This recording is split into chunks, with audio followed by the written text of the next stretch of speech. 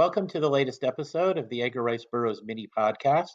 These short podcasts are meant to supplement the full-length episodes that I do with Scott Stewart and Jess Terrell, in which we generally talk about one of Edgar Rice Burroughs' books in detail. My name is Tim DeForest.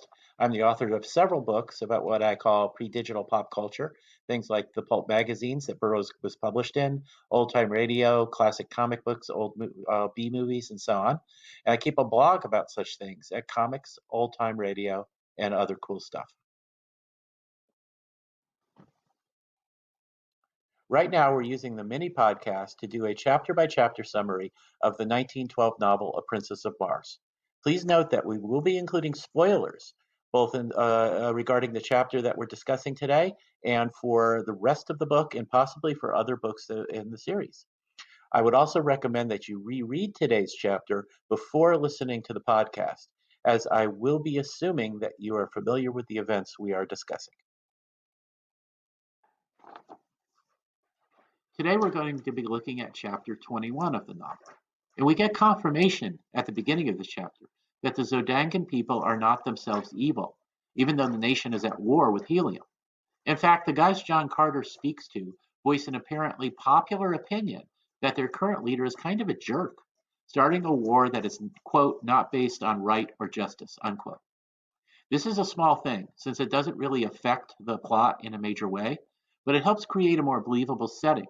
A world where the various characters are not cookie-cutter copies of one another, but have individual opinions, even within their own tribes and nations. John Carter again meets Kantos Khan, who keeps having awesome off-screen adventures, and is now in Zodanga looking for Dejah Thoris.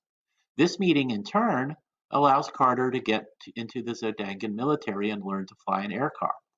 Now, running across Kantos Khan is one of two coincidences that Burroughs uses to move the story along.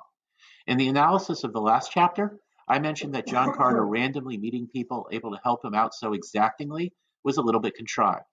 But here, Burroughs is back on his game, and and he's like telling this story very skillfully. He does use coincidence, but the fast pacing and the fact that John Carter's proactive behavior makes it feel like he's earned his good luck makes these incidents seem perfectly natural part of the story. Though I should mention that my wife Angela, who's still reading the book along with me, thought the second upcoming coincidence was still a bit of a stretch. That second coincidence is John Carter's rescue of a man who turns out to be a member of the Zodangan's royal family. But there's no denying that the rescue itself is pretty awesome. I love John Carter's tactic of simply ramming one of the green Martians with his air car. The ensuing sword fight demonstrates that John Carter's earth muscles and skill as a warrior is pretty much making him unbeatable in one-on-one fight. It's interesting to remember that he had a difficult time defeating Zad the Thark in a duel back in chapter 14. But in both the Warhoon Arena a few chapters ago and here, he's winning his fights almost casually. I think the assumption is that by now, he's completely acclimatized to Martian gravity and is able to fully use it to his advantage. We get a little more technobabble in this chapter, explaining how Martian aircraft fly.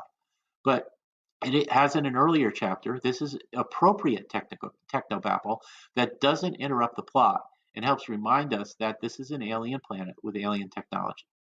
So the chapter ends with John Carter assigned to the Royal Palace, bringing him one step closer to Dejah Thoris. That's it for now. Once again, my name is Tim DeForest. Please visit my blog at Comics, Old-Time Radio, and other cool stuff. You'll also be able to find links to my Amazon.com author page there. Thank you for listening. We'll be back with another mini podcast soon. And keep an ear out also for our full-length episodes.